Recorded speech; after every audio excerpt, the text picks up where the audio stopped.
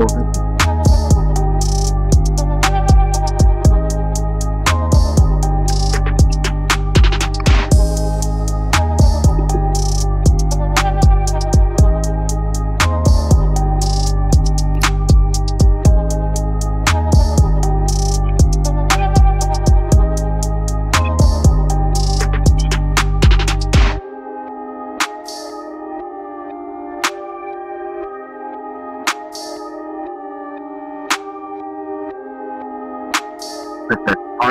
Are we live already?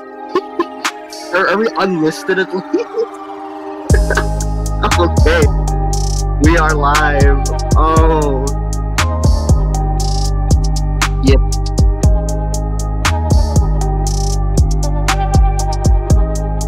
Alright, I'm pretty sure it is. Maybe just lower the volume of the song, yeah. Like a bit. Alright. Oh wait. Oh great. I think I didn't. I realized I forgot to unmute. Song was muted the entire time. Classical Jung move.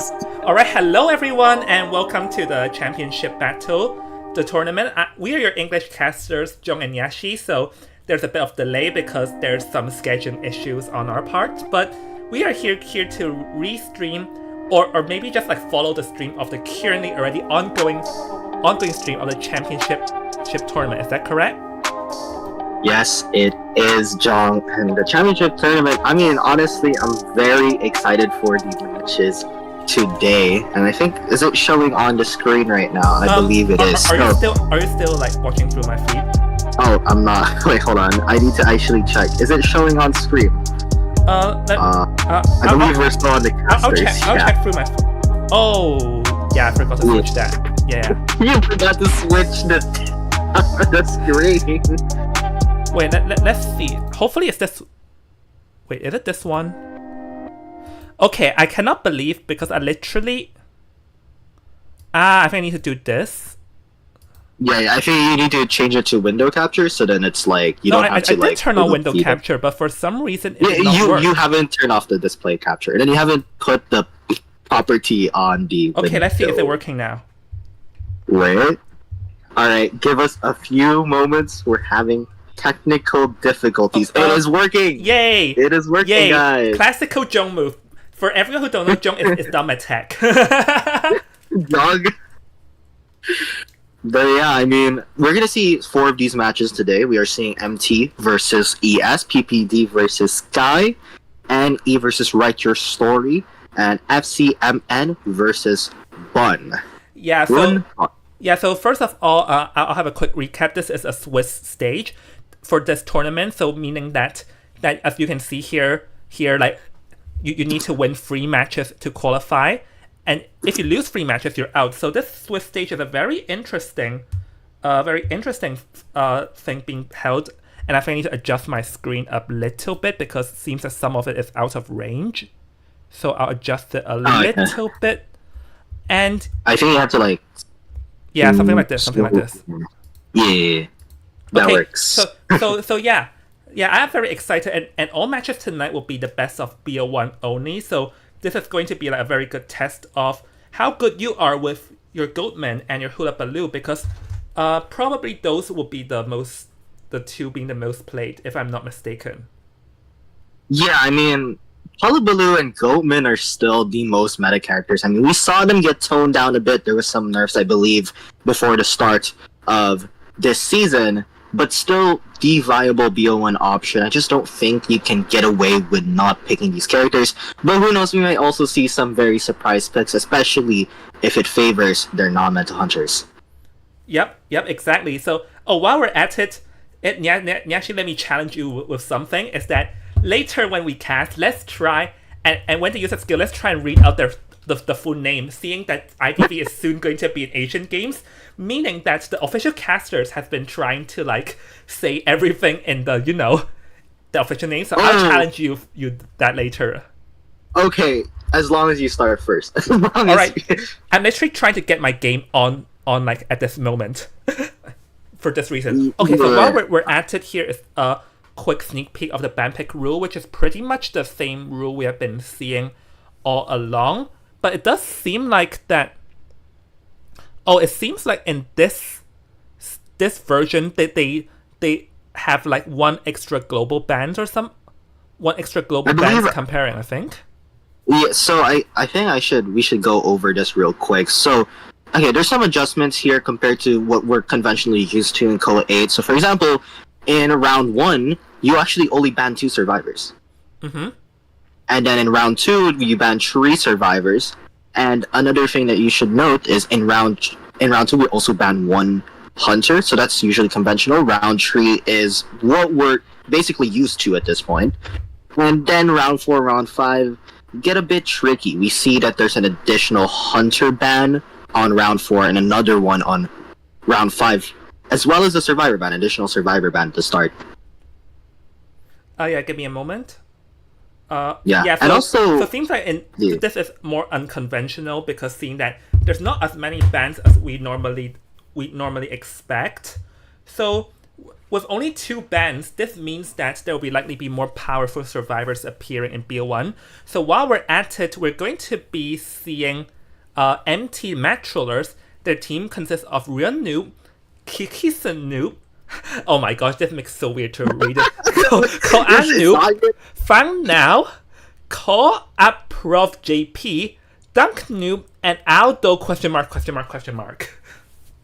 I do love the fact that 2 of their names have 3 question marks, and then 3 of the rest basically have noob in them. I mean, I guess that's Vietnam names. I do not know Vietnam. I apologize if I'm wrong. Yeah, we're apologizing if we're butchering them like incredibly hard. And for ES, oh wow, Jong, this has to be easy. We have DH, Wan, Truku, Kao, NM, Nam, and Mobius. Mobius actually a very familiar name. Yeah. Moby is a very familiar name. If I'm not mistaken, I think I've heard that name at least a couple of times in various IVC scenes because I believe he's made his appearance. He's appeared in different teams before. Mm-hmm. Yeah, I think Mobius also appeared in some other smaller tournaments, so maybe that's why they're familiar. Also, look, NTT, and I'm not gonna try to pronounce that name because I think I've been messing it up too many times. Yeah, so here we're gonna speed up a bit since we're restreaming. We don't want to end up being here till like 2 a.m. So, while we're at it, the ban picks for the first round is already ongoing. So Red Church has been selected, and we see Knight being removed first. It's interesting though because I'm thinking what hunter here hates Knight. I can if we're asking the normal two like Goldman and the Hula Baloo, I think Goldman hates Knight more comparing to Hula Baloo. Yeah, no, I agree, but I think part of that can be negated after you reach first presence or if you bring peepers. But still, I mean, Knight is such a very weird ban. Actually, then again, I also banned this character at rank, so more of a personal preference. We are going to be seeing from the side of MT, Embalmer and Magician will be the first picks.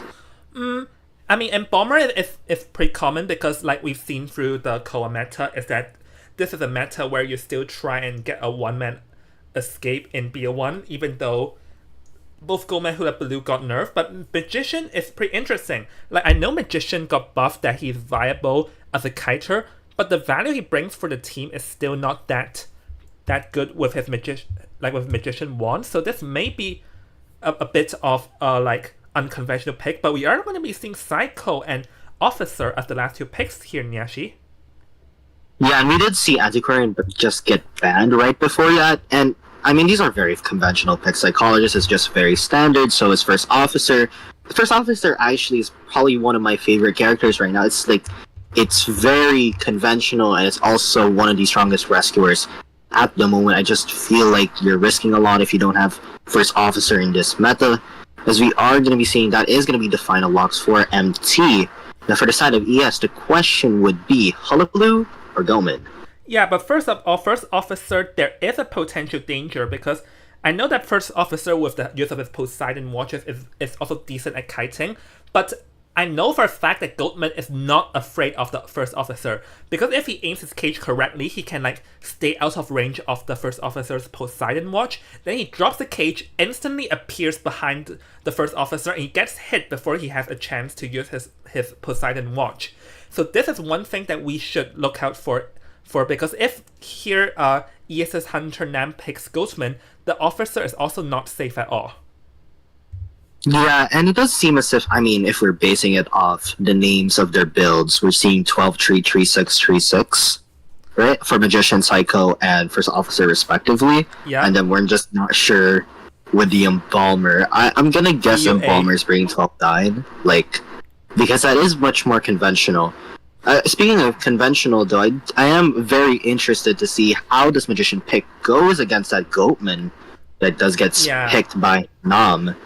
As I still think Magician has the potential to be decent, but of course, it's not a pick that we always see.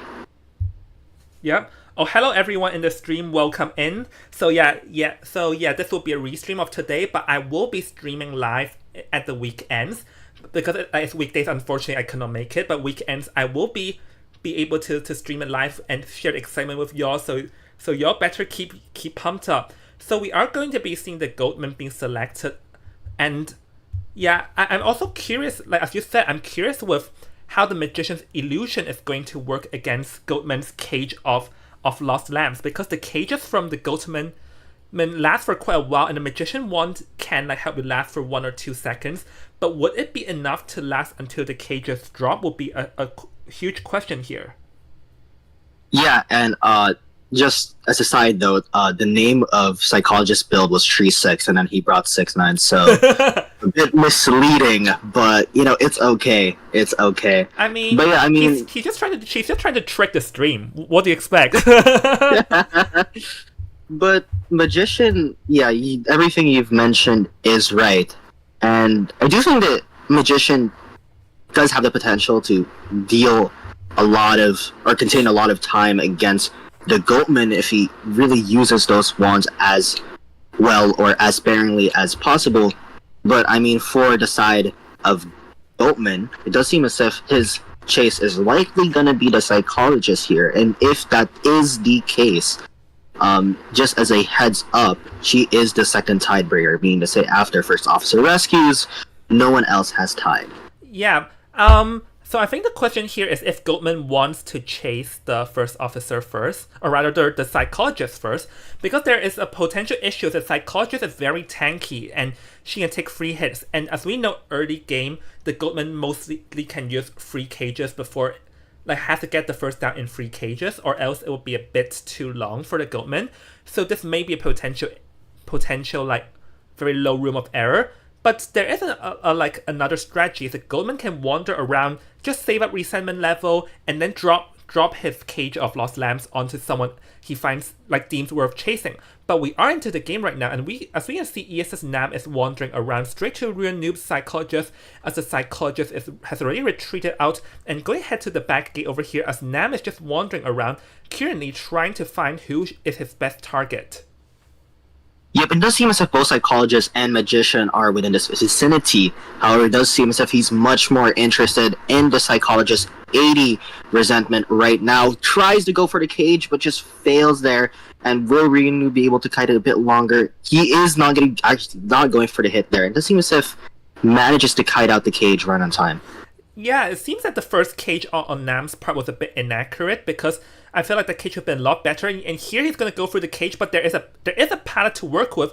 And once the Psychologist drops down the pallet, there's not much really that like Nam can really do, as the cage just drops out and a second cage misses. So yes, Nam is going to get the first hit over here, but that is his third cage right now. And currently the Psychologist still needs 2 more hits before she goes down.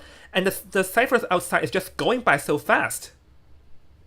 Yep, and we are going to see, just as a reminder, he has Abnormal here, but I mean, this is now going to be kind of useless if the survivors kite a lot of titles. We are going to see tries to go for the second hit, but unfortunate miss there from the side of Nam. He does finally get the hit there, and Resentment is closing and inching towards 40, but I mean, the Cyphers are about to get popped right now, we are going to see one of the ciphers is just staying at 90, but Psychologist, not only is she kiting a lot of time, she even got a coffin right on her too. Yeah, like the psychologist buying a lot of time here. It seems to me that, as you said, he cannot use the abnormal, so there is a second cage here, so there should not be too much area for the psychologist to go to, but the psychologist still looping around and is able to last out the first cage. Let's see. Oh, is able to get the down here from Nam's side, but if we look at the cipher progress, that's 3 ciphers being gone already, so like the first down is way too slow that there's not much the survivors or the hunter can really do currently, because abnormal is not going to be much of use and the coffin is in play too. Yeah, I feel like Abnormal was kind of a waste here from the side of Nam, but they decide not to go for the coffin. Seems as if First Officer is going to be heading towards that rescue. I believe he is the one on back gate right now, as Duck is trying to find his last cipher here, while the Embalmer is going to be decoding the second one. We are going to see the First Officer does take a hit. He does have Poseidon Watch just immediately dip out. Tries to go for a cage there, just fails once again. And at this point, he's just going to camp that Ali has no other option here for the side of Psychologist. And he is trying to go for another cage there. But will he get this vault? Unfortunately not. And it does seem as if he's going to go down once more. Yeah, so currently the good news is that I feel like Nams can still possibly play for a tie depending on where the coffin is dropped, because the coffin is dropped a bit close towards the cipher, so this might be a bit of an issue here though. But as the coffin is going to be in play, Nam's going to marching in, but we can already see. But switches to teleports though. I think I'm not sure if that's the best idea, because he could have just used the cages to catch up. But now with like abnormal gone, there's like what he can do is limited, because look at this, the officer's just blocking the entire window.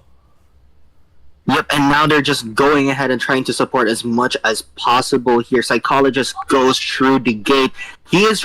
Does manage to kite out the cage, and oh my god, the Embalmer manages to just stop his dash from continuing there, and they even take a hit, and all of a sudden, a 4-man endgame from the side of Team MT and Rhea Noob. He's just going to the basement here. I think it's gambling on the fact that Nam doesn't know, but Nam does indeed know. I'm not sure that's the best idea to camp down the basement there.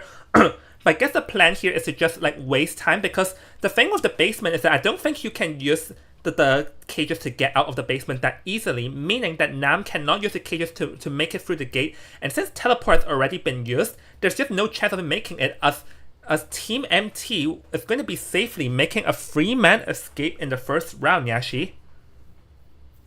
Yep, and wow, that was a good game from MT. I mean, the backwards dash getting cancelled by the Embalmer is insane to me.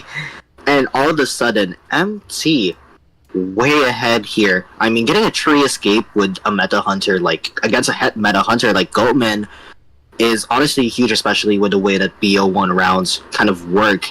And keep in mind, again, this is a BO1 match, so MT at this point, as the hunter, they only even need a tie, and they're already winning this game. But of course, exactly. On the side of ESS Survivor, they're gonna need to play as well as they can. Yeah, so I'm gonna skip ahead here. First, we can talk about it while closer. So honestly, if you ask me, the last game, I feel like the cages on ESS Hunter side was a bit inaccurate, because he missed a couple, and also the Psychologist may not be the best chase here, because as I said, she can take 3 hits, and he ended up missing around 2 cages early game, and that is pretty fatal. Yep, and now we are going to be seeing AS's Survivors against MT's Hunters. MT is going to be banning the Priestess, which does scream to me a bit of the Goatman. I mean, I'm pretty sure Priestess is pretty scared, or Priestess is a pretty decent character against Goatman. We are going to see on the side of ES, Gravekeeper and Novelist are the first 2 picks. Yeah, like honestly, I feel like Gravekeeper is a better pick against Goatman and Hula Baloo at the same time, comparing to the First Officer, because even though we didn't see that happen last round, we know for a fact that Officer is afraid of the Goatman. So Novelist is actually decent against both. With Goatman, you can slam the Hunter inside the cage, and for Hula Baloo, just to get out of tricky situations, So Seer and Antiquarian are the next to pick, and if you ask me, this is a very solid team comp from ES's Survivor side, which they sort of need considering that they're going to be needing to achieve a 3-man escape in this round in order to tie things up. Yup, and we do see, I mean, there's a lot of win conditions here for ES. We have the Novelist that can use his book to maybe clutch up Dungeon, maybe just get to the gate. Antiquarian gives a bit of harass to this team, and Seer can give a bit more support and can farm Owls for that late game. So, in general, for a team that's trying to get a tree escape, this might be a composition worth investing towards that goal. And on the side of MT, very interesting, they banned Forwards, which does confirm a bit more of my suspicions that this could be a Goatman. Forward is a bit of a threat against Goatman, as he's going to be forced to either bring up the excitement, which is typically just a waste of a trait, or cage out the Forward, which is just a lot of resentment being wasted to stop that harass. But on the side of ES, once again, it's just a tree escape, and against a meta hunter, that is pretty difficult. But also, we did just see a Goatman get tree escape, so if anything, we don't really know a lot heading into this match. I sort of disagree with you there. I feel like this may lean a bit towards Hula Baloo, because Hula Baloo does not like the 4 at all. But look at this! So right now, the two of us looks like completely idiots, because it ended up being something that we did not expect at all, as the Disciple Cat Lady will be making her grand appearance here. Really? Well, I mean, look at what's on the screen right now. I'm trying to find my glasses, make sure I'm looking at this right, and is a great pick, in my opinion. I do think that you only need a tie, so, why not go for the tie queen in this meta? But then again, you're also looking into this composition, and you're going to be questioning a lot of things. Like, this composition is not that great against Anne. You have Gravekeeper, Dig Down, Seer, Owl. You have Antiquarian, which, if you're really good at it, I am pretty sure you can get the swipe before the Hunter can stun you. And with Novelist, if she tries to put out a cat, you book straight away, and all of a sudden, you're not within that cat's range. So, in my opinion, I feel like the composition is not even that good for Anne to just immediately pick her. But then again, all you need is a tie, so why not play the tie queen? Well, but yeah, I feel like in this team comp, the Novelist is the biggest threat, because I feel like Novelist works decently against the Disciple. At the moment the Disciple uses her swoop ability to drop the cats, the Novelist can instantly use his ability, which is hold on, I'm trying to literally find his ability name right now, which is called Metaphor, to swap positions, and that will make Disciple's cat drop completely voided. So I feel like the Novelist is the key to the Survivors if the Survivors need that free escape. And I'll agree with you there, Nyashi. This team comp is not the best for Disciple, but Disciple is the queen of ties, so we'll see. But I just feel like there is also a certain chance for the Survivors to achieve a free escape, because I just feel Cat Lady is not the best here. Yep, and he is going to be immediately moving towards a Seer who ran 12-9, looking at the shack here, which does have basement, as Seer is going to be making his way towards Church. Does seem as if he's heading towards the direction of Graveyard. I think he's thinking that Seer may have rotated to back 8, but that does not seem to be the case, as now he is going to make it towards Church, and the first person he sees will be the Antiquarian. Yep, once Antiquarian here is going to be just using her weapon to try to increase distance, and misses the first swoop ability here, but she still has a catwalk jump. But here Antiquarian just instantly going to use to disarm the Hunter, making sure that the Disciple cannot hit. But hold on, dangerously close, another swipe over here, but Excitement is going to be in, but gets a Terror Shock over here, as the Antiquarian did not prevent that Terror Shock or expect it at all. So this surprise pick here is actually working out massively, Nyashi. Oh my goodness, and it does seem as if it's also going to be basement on the side of Team MT, and all of a sudden, tree escape, where this is looking like a terrible situation on their end. Good thing for them, they do have Gravekeepers, so Gravekeeper can consider digging down, but still, that down was so fast. Ciphers are just at 50. Gravekeeper does get the rescue here, but the question is, what's their move? Well, the owl is going to be in play, but that's not going to like work that much because there's just these cats with a swoop ability, and once the owl goes off, Flywheel Effect is going to be in play, and you can still use to get a swipe, but not being able to as she's going to get hit over here and goes down. So yes, the Gravekeeper can pull off the rescue, but what next? Because you need a free escape, and that Terror Shock pretty much means that this is near impossible, because at this point, there's not much the survivors can really do. I think the Novelist has to come in if they want the free escape, because the Novelist is the one survivor that can help like stop the Disciple over here now. Yeah, I mean, like, they're only popping 2 ciphers at this point, and they still need, like, 3 more. Gravekeeper is here ready to rescue again, it seems, while Novelist is also going to be attempting to support. Actually, Novelist is just camping on that pallet, and he's now going to be able to drop it. Gravekeeper with a great pallet stun there with the support of the Novelist, and Antiquarian is now trying to make distance. Gravekeeper trying to maybe tank a hit again, but a bit too far from Antiquarian. I mean, Cole's just not going to try to get baited by that hit, and he almost got pallet stun there, but unfortunately for ES, doesn't seem to be the case. Alright, jumps out over here, but Disciple can't walk, and now dangerously close. The Antiquarian goes for a swipe, but unfortunately Excitement is going to be in play. I'm going to say this.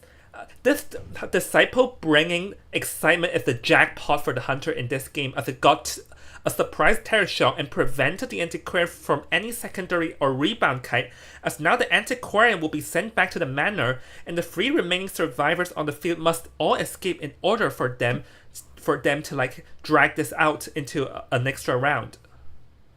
Yeah, and I mean, you still have to like kite basically 3 ciphers. I mean, 2 does have progress, but still, 1 last cipher to officially finish. And I mean, Fu doesn't even have tree here, so a bit of a risky gamble. This is Anne we're talking about. He is going to be using his cats here, and how can Fu dodge this? I mean, he does have the book now, and he does seem as if he's going to be using it right here. So the question is, will he get down? Doesn't seem as if he is going to get down here, and I mean, they are going to finish 2 ciphers, but 1 full more cipher to finish. This is not looking good from the side of ES. Yeah, like even though the Novelist used Metaphor to swap, it's just not good enough, and we can see like the Disciple already placing on the chair, and right now the Disciple just wandering around here. She's going to be like, well, I'm just going to be chill here, I'm in no hurry. Like, there's still 1 whole cipher remaining, and even if the Gravekeeper uses the shovel to come in and rescue, here, like, the Hunter can just drag the Hunter back, or drag the cats back onto her, and the Gravekeeper must be very careful how he rescued this, or this might be a double down. And we can see that there's still 1 cat on him, meaning that the Hunter can use Catwalk to jump on the Novelist again. Yep, and he does manage to dodge a hit, but unfortunately Fu cannot resist that much longer. He is going to go down. Last cipher is at 45%, but again, keep in mind, all MT needs here is a tie, and that does seem as if that's going to be the case with the way these ciphers are moving. I mean, the Gravekeeper, it's possible to last this one out because he's just like a quarter of shovel to work with here, but I don't think it would be enough before the cipher is expired. As yet, we can see the shovel has expired right now, and the Hunter's dangerously close. Another use of Catwalk over here, and the Gravekeeper cannot go for it. And yes, the cipher will be primed, but hold on, 97, 98, 99. Yep, it is enough, but can the Gravekeeper make it to the Novelist? I don't think he's able to. With that, the Novelist will be sent back to the manor, and with that, this also seals the deal for Team MT, as they're going to be winning this round over here, as a tie has already been achieved. Yep, and now he's gonna go for a warp. He wants a 4 escape, but apparently ES is just gonna give it right to them with that surrender, and MT manages to get the 4 kill and move, or get a win on their belt here in the Swiss stages. And I mean, this excitement play really encapsulated this match. I mean, that was just the perfect trait in that moment. Gets the Terror Shock, stops them from getting more and more support, and just stops the Antiquarian from possibly kiting out a bit longer, and now just got them that 4K. Yeah, that excitement really like sealed the deal. I don't think the Antiquarian expected it. Like even like before the Disciple used, I did not realize it was excitement, but that excitement really sealed the deal over there and surprised everyone. Otherwise, the Antiquarian was actually set up for a pretty long kite with how well she's using her swipes over there. Yeah, believe me, I was surprised too. I was like, excitement? Like in the middle of you mentioning the terror shock, I was like, huh?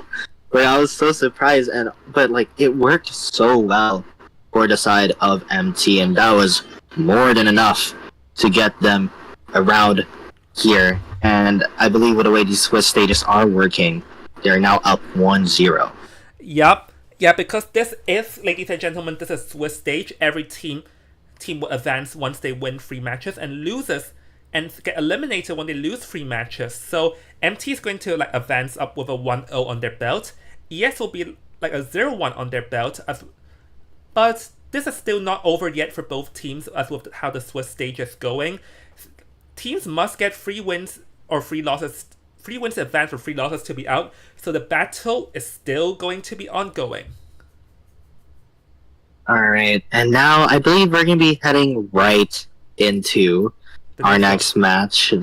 Just go ahead, keep on finding it. Yeah, because we're not taking a break. We're not taking breaks if we don't want to be here the whole night. Yeah. Unfortunately, me and John wants to sleep a bit early. I mean, we still have a lot of things to do tomorrow. As we are going to see, it's PPD versus Sky. PPD. We do see Baby T, Domus, Akira. I am not going to try to pronounce the Japanese names because I am terrible at katakana. We also have, and a Thai name. I do not know how to pronounce it either. So, unfortunately, I guess we're gonna figure it out along the way. Yeah, like I'm sorry for PPD's members and fans because I do not know Japanese or Thai, so I apologize if we're unprofessional about this because unfortunately we are not. This one. Alright, this one. Do you want me to do the honors? You may do the honors. Alright, for Sky over here, like everyone knows Sky from Koa, so yeah, here I'm going to pronounce all their names because it's Chinese. The first one is called 银蝶上飞如落雪. The second one is 温暖雪. The third one is 恋与第五人格. The fourth one is 复雪. The fifth one is 是一拜全女. And the final one is 70FHKXP. So yeah, I'm pretty sure here like the members are pretty much the same from Sky and Koa, so they're just using Chinese names. So we have PP, Panda, Yuki, He Tian, and who else? Sorry.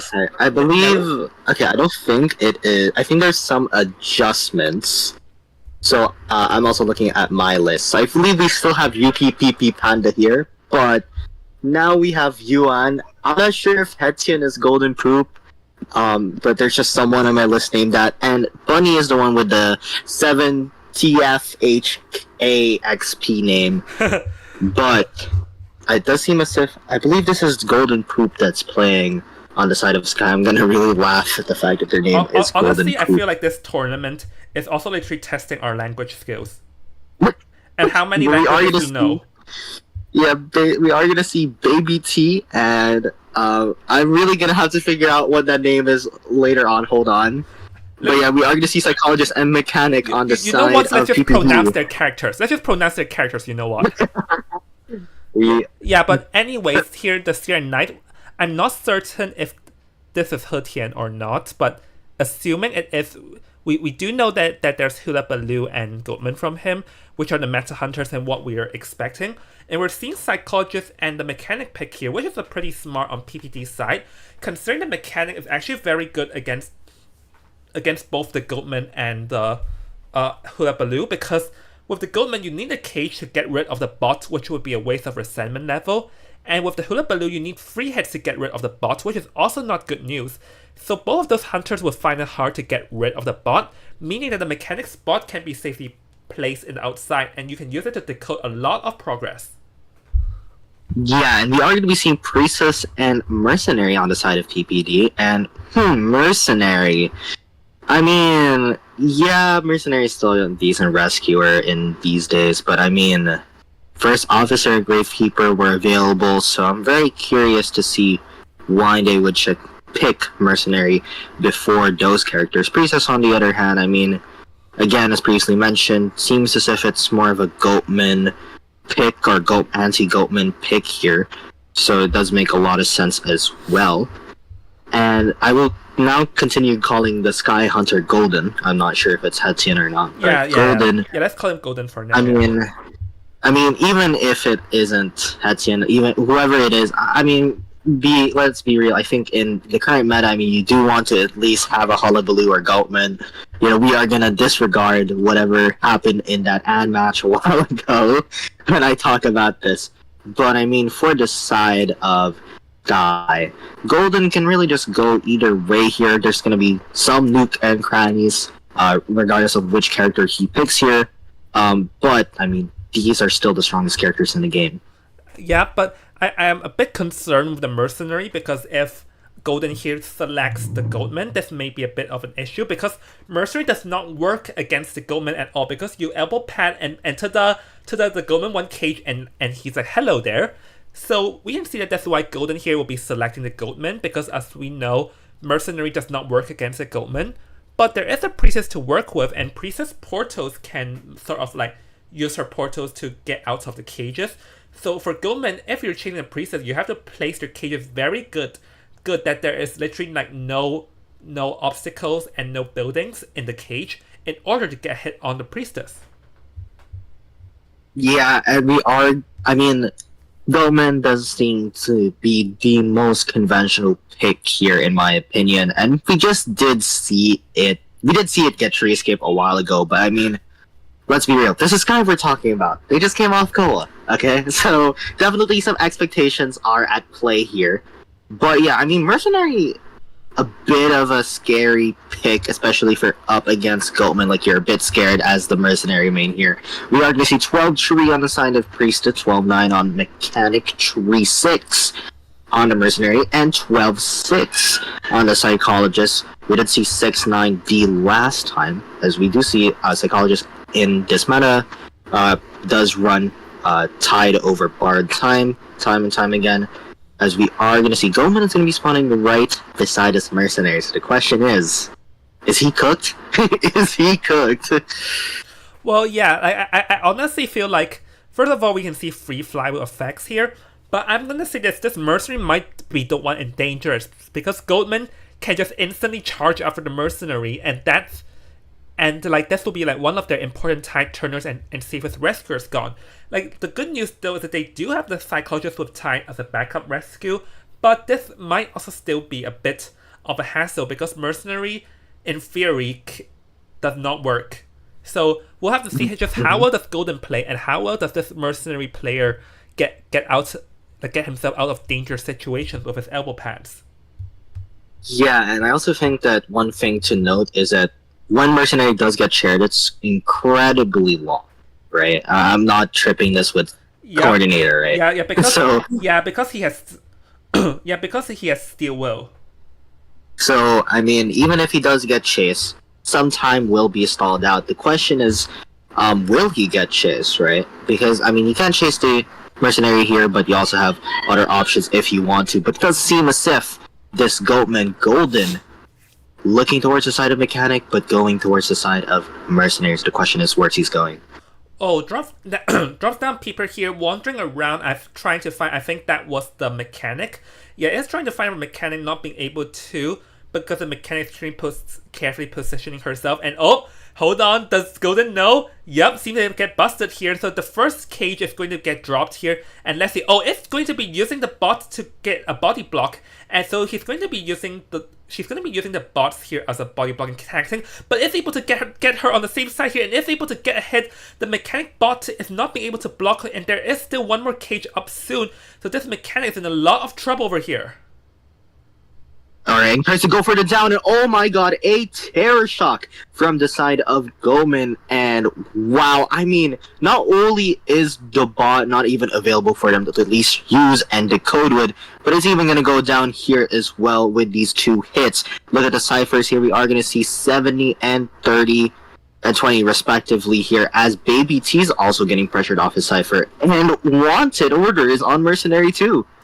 Yeah, this is definitely not looking good for PPD because like the purpose of them choosing the mechanic bot is to increase the decoding speed, but with the mechanic down that fast, with the bot being like already completely depleted, right now like this like the mechanic choice did not work in their favor because the cypher's decoding speed will be slow, and they is able to get a free rescue and misses the first cage though, so let's see, can Golden here make it count with the second cage, as the mechanic still has 2 pallets to work around. Doesn't seem as if he's going to be forced to use another cage here to try and get this mechanic down. Tries to go for the flywheel, but unfortunately, Golden remains adamant on downing this mechanic. And we are going to see Priestess wants to go for the pallet stun, can't get the pallet stun. And while they did pop one cipher here, this is going to be the second share for mechanic. Yeah, but I do feel like that rescue sort of brought back some momentum on the survivor's part, because the priestess is able to get off the rescue with no damage, and also the fact that that was dangerous, and also the that was very dangerous. Yeah, and also the fact that the mechanic kited out, rebound kited for a bit, so this was like a bit of a waste on their part. Hold on, the priestess got hit in a dangerous distance here, and she's not going to be able to pull off that rescue. She knows that that's why she has to get away. I think the priestess may have retreated a little bit too far, as she cannot pull off this rescue, and now is in danger of being in the second chase, as she has no portal to work with, and there goes the down. Yeah, and I mean, Golden immediately realizing Mercenary was not going to go for the rescue, Psychologist was decoding a cipher, just goes for the Priestess, takes it down, and all of a sudden he's even going for this Mercenary, wants to go for a second hit here, or for a free hit, but unfortunately Mercenary's not going to be giving that for free. We are going to see the Psychologist just popped another cipher as well as Mercenary, but they have 2 full ciphers to complete here, and not only that, Golden even knows where Mercenary would likely be. Yeah, he knows the rough direction of where the Psychologist and the Mercenary is, but the good thing though is that the Mercenary still has like free elbow pads to work with, so the Mercenary can always come in to rescue as he's sneaking behind. Golden does not know which direction, sees it, drops the first cage and misses though, and drops the second, is able to get the hit, but hold on, this cage seems to have got the Mercenary in a very bad spot, as the Mercenary is going to take another hit over there. So I think that was what Golden was aiming all along. Oh my goodness, I've never seen that before, Nyashi. Yeah, I've never seen Goldman be played like that. The confidence you have to go for that. And Priestess doesn't even have any portals here to eventually dodge it down. Let's see if he can get this cage, though. We are seeing Baby T trying to stall more time. Did go past Tide now, but at this point, no more. You cannot kite no more in this scenario, because we are going to see double down on the side of Golden. Cypher by Psychologist is at 70%, but now he's forced to rescue. Not only that, again, Golden knows where Psychologist, or at least the rough direction of Psychologist. Yeah, I just want to go back and talk about like how the priest got down over there. It's a very basic tactic. Use a cage to block off the pallet and a second cage to go behind it. That's a very common tactic used. A very good tactic over there by Golden's side. The rescue is going to pull off, goes through the Holy Key. So yeah, we can see that both the Psychologist and priestess are together, because they probably want to body block, because that's like one of the few ways you have to deal with the Goldman. And goes for backstep here, but the Psychologist is able to pull off the block, allowing the Priestess to last a bit longer, which they need, because this Priestess, keep in mind, is dead on chair. As another cage, another backstep, and down goes the Priestess, nowhere to run at all. Yeah, and I mean, he is playing just Goatman at waste. I have never seen Goatman be played so well, honestly. And we are going to be seeing here, Psychologist is going to be able to pop that cipher if Goatman just lets him be, but Mercenary is now going to get chased here. It does seem as if he knows where the Mercenary was decoding, but I mean, he's already zipping away here. Yeah, well, currently there's still like a 20% cipher to work with, but there's for the Goldman, there is still like the trump card to work with. So we can see that Golden is in no hurry, just wandering around, is able to spot out where the Psychologist is with the help of peepers. Goes for a cage here, just like, you know, like mind gaming around. It seems like the Psychologist might be able to last out this cage, but she's still going to be taking a hit, and right now she's in half health, and one more hit and she will be down. It does seem as if Mercenary just found a syringe, so from the looks of it, they may be playing the long game. Oh my goodness, okay! He gets hit by the tram. I mean, tram clutch here from the side of the survivors, as Mercenary does get the heal. Psychologist almost gets backstepped there, but unfortunately to no avail. He even blocks the cipher. give Psychologist no room here, as we are going to be seeing he's going to get shared. Mercenary's breaking this peeper, but I mean, Goman kind of already knows where he is, so what can you do here? I think he might even consider just dropping, but it doesn't seem as if he's going to go for this share right here. Yeah, I think he's gonna go for a chair because he did not know the Cypher progress and did not risk any thing dangerous. But with 80%, one kick now the Cyphers would not be enough. But the issue here is that the Mercenary in full health may possibly still be able to go for dungeon. But it seems like that Golden is just standing around. Probably he just wants to wait for more resentment here before moving around. So yeah, let's see what's the Mercenary's plan here. And yep, Golden holding up the cages wants to trap the Mercenary in a good spot and is able to because the Mercenary was in a bad spot, but he broke the cage and Golden barely able to get through the cage, but is able to get that hit. And the Mercenary says 2 elbow pads to work with, but as I mentioned before, elbow pads does not work against the Goatman. Yeah, now he has to kite for a bit longer here. Does manage to get past the gate there, and wait a second, Mercenary trying to stall more time, just a few more seconds until the Psychologist does go down here, and Mercenary, keep in mind, can still tank an additional hit. This is a Goma we're talking about though, so he can block off dungeon with cage here, and now Psychologist does go down. Mercenary, wait a second, Golden does not see where the Mercenary is, and that's going to be a dungeon clutch from the side of PPD. Yeah, I'm not sure if chairing over there was the best play, because as we were wandering around, we know that the Cypher was only around 80-something%. He's in no hurry. I guess he either was worried that Cyphers are enough or got confident, but that just backfired in his favor. And especially we can see just now when he was trying to chase a Mercenary, he trapped him in the first cage, but as he was dropping the second cage, he walked too fast and he failed to go through the second cage, and that trapped himself out of the cage, and that was fatal over there, Nyashi. Yeah, and this could be the match that determines life or death for Sky here. I mean, Tree K is still amazing, but in this meta, in this Hunter-sided BO1, Hulla or Goat meta, sometimes one escape is all it takes to actually win one round. And so PPD now needs to 4-kill, but I mean, if they have a Hulla or Goman, that is honestly something well within reach. Yep, so let's move on over here to the next match, because we still have 5 more games, at least 5 more games with tonight. So yeah, here let's see, the survivors here are aiming for a tie as the minimum, as the Hunter will be aiming for 3k. Seer's gonna get rid of first, because Seer just standard stuff. So let's see what can Sky choose, because Sky can go for a Gravekeeper and maybe a Puppeteer, because Puppeteer is tanky and it's a good to be as tanky as possible against both the Goatman and the Hula Baloo. So they're going to go for another tanky survivor, namely the Psychologist and a Wildling next. But Wildling is good against Goatman, but it's dangerous against Hula Baloo, and if they're going to choose the Mercenary, it's the reverse. It's good against Hula Baloo, but it's dangerous against Goldman here.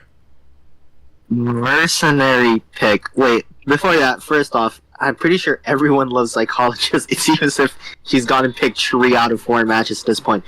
But Mercenary, I mean, again, in this meta, against Goatman, do you really want to be playing Mercenary against Goatman? Knight does get banned on the side of PPD, seems as if everyone hates Knight as well.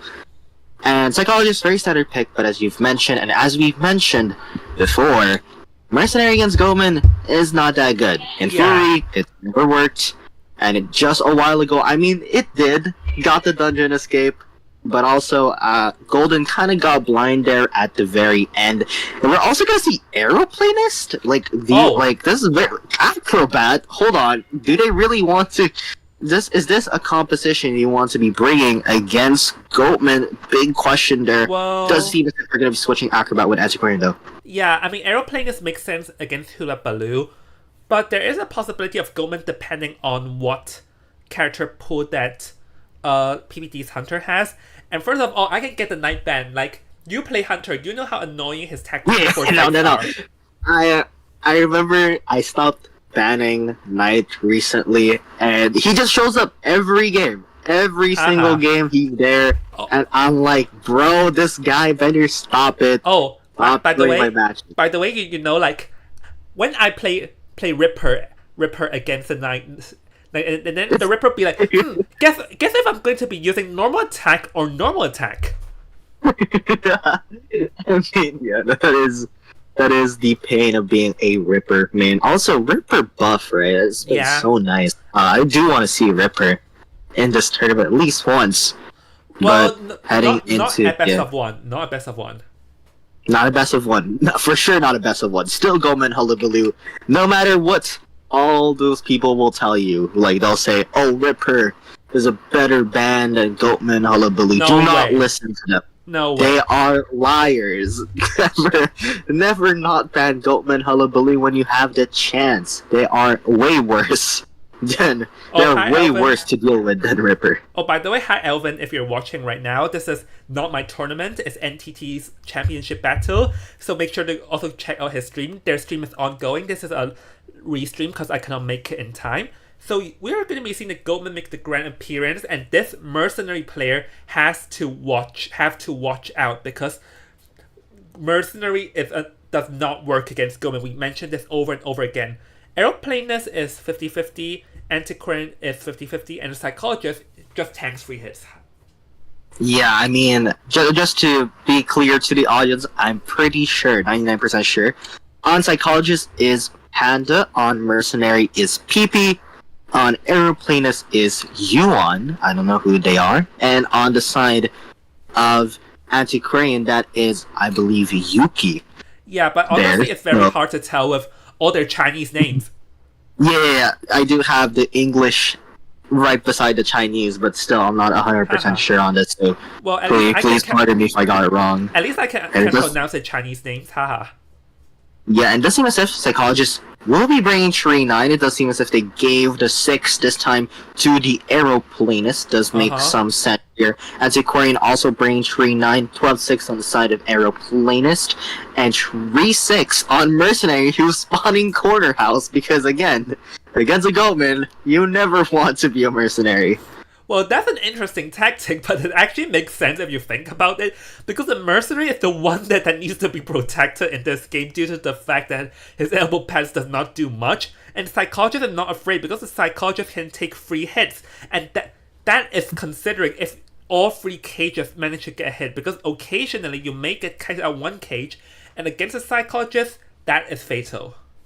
Yeah, and we did see that in the first match where the Goatman was kind of failing a lot of his cages, and all of a sudden his abnormal kind of went into nothingness because he kind of tree ciphers. But it does seem as if Hunter's going to be spawning right here on the corner. He can either chase Aeroplanus or Antiquarian. I think much preferably Aeroplanus, who's running that second tide. But keep in mind, Aeroplanus also has Flywheel and also has that, I believe that jump. I don't know what it's called. If someone do check it for me. Which can sometimes stall a bit more time off that cage here. Alright, so, yeah, I'm trying to think here. I think Aeroplanus is likely going to be first chase over here because, as we see in Koa, the jet... wait, hold on. I'm trying to find what is it called. Let's see. Yes, literally it's jetpack. His jetpacks like doesn't sometimes work because if you like shoot too much, like you end up like launching yourself towards the hunter through the cage. We've seen that happen in Koa. So like you have to be very careful in which direction you propel yourself to. Like if you propel too much, then you propel through the cage back to the hunter. If you propel backwards, you propel yourself back to the hunter. So it has to be very careful in what is a safe distance. Yep, and it does seem as if the Aeroplanus is going to be getting chased here by Domes, and it does seem as if Jetpack is going to go right into this this Aeroplanus. It does seem as if he's going to actually be able to stall a bit more time here. Yep, which does go down, and oh my god, Aeroplanus timed that almost perfectly there, and now it does have 4 more seconds until the next Jetpack here on the side of Aeroplanus. And it does seem as if he's going to get hit because he kind of gets into this corner, but I mean... Resentment on the side of Goatman is around 20%, so can still stall a bit more time. Yeah, this is actually a very good cage over there. That it's effectively sealed off all pallet areas, so that's why the Aeroplanus did not use his jetpack, because there's just nowhere for him to really go. So over here pretends to launch a cage but actually goes for normal hits. This means that a cage is no longer necessary to bring down Aeroplanus here. And now it's going to be like a mind game battle but inside the cage, so we'll see. Aeroplanus propels the first one, propels to the side for the second one. A very good tactic over there to prevent himself to even get close to the hunter. So one more cage and down goes the Aeroplanus. And if we look at here, it's like around near 2.5 Cypher Kite, but keep in mind, ladies and gentlemen, Stomas brought abnormal, so whoever is decoding over there, which is the mercenary Cypher, is in danger. Yeah, but doesn't seem he's gonna just basically abnormal this cipher and force a way to progress. Will Mercenary just immediately go for the rescue? Yeah. Does seem to be the case. And it seems Aeroplanus does have a pallet to use here, so he can consider using such. But unfortunately, it does seem as if, I believe, Domus blocked it off using his cage there. Now he's going to be using his final jetpack. Oh my goodness! Oh my god! Okay, this Aeroplanus was cooking something, and it worked. Flywheel now, we are going to see Flywheel works here, tries to go for the mind game, does get the mind game here, and now Aeroplanus stalling a bit more time, now past the Flywheel here. Mercenary even going to be taking a hit? Very interesting choice here from the side of Team Sky here, as we are going to see Mercenary does take a chip here, takes another, now half health, but being able to give Aeroplanus the distance he needs to get away, and Domus even takes up pallets. At this point, Aeroplanus has run far, far away, and now I believe he's going to make his way towards Mercenary, which he didn't even realize didn't even go that direction, and all of a sudden, this is looking terrible for the side of the Hunter. Psychologist is going to be healing that Aeroplanus using her whistle, and it does seem as if Mercenary will be going down. Yeah, honestly, with that series of events, it was a very good hover from the Aeroplanus, effectively making sure the cages drop at the last moment, and just with a good flywheel effect and all, Aeroplanus lasting out a lot of time, forcing the hunter to switch targets, and we can see that everyone is back into full health right now apart from the mercenary, so this is good news. And we can see that there's still one cipher behind remaining, but considering that the mercenary's first chair is good enough, the Aeroplanus is back to rescue though, because he did bring Tide Turner. So here, see that like the Goldman cage puts himself in the wrong direction, is able to get a hit there, but Aeroplanus did not take any damage, and now the mercenary can just easily like run out of the last cipher range, and there's not much Domus can really do over here. Yeah, we are going to see the last cipher is at Corner House, but does Domus realize that actually the 3 ciphers are somewhat within range? Yeah, so here he's going to try and use like the cage tactic to bring himself closer, but I don't think he like executed that correctly, because he ended up caging himself in. I think he wanted to bring himself closer towards the cipher, but yeah, we can see that some of Domus's cage in this game is a little bit off. So here he's going to go for all or nothing approach and tries to get the Antiquarian, is able to get a chip damage, but the Antiquarian can just easily kite this one out here and last for a while, as the mercenary is going to get free rescued over here. Goes for the hit there, Antiquarian looking to survive longer, blocks off the pallet so he can only mind game through the cage and misses the hit though, so now this Antiquarian is in danger.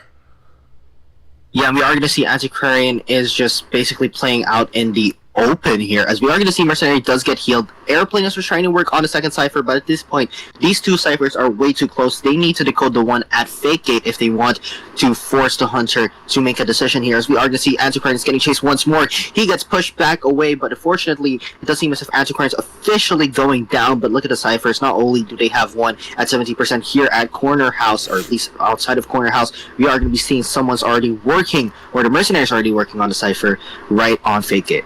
Yeah, considering that this is a new chair towards the Antiquarian, what Domus can do is really limited. He is able to get the hit off the Aeroplanus, but the cipher is also being decoded as far, so Domus' time is limited here, is able to get it down on the Aeroplanus, who has been chaired once before, so now the survivor has to be a bit aware though, because this Aeroplanus does not have borrowed time, so they have to choose what they do carefully, as a psychologist will be coming in play here. Yep, and the cipher is officially primed, so now Mercenary is going to be going towards the gate. Will they go for the pop now? Decides not to. Seems as if they're going to try to get Psychologist to body block once more. Flywheel does come out from the side of Aeroplanus. They are going to go for the pop, and oh my god, another well-timed cage ending there for Aeroplanus. As we are going to see he's going to be trying to spend more time and pallet stun here from Aeroplanus. He's doing an amazing job. The gate at this point is at 70%. And keep in mind, all they need is a tie here from the side of Team Sky. And now gate is opened. Aeroplanus, I believe he'll officially go down, but at this point it may just be a bit too late. All tree survivors are heading towards the gate, and it does seem as if this is going to be a tree escape unless he gets a teleport right here.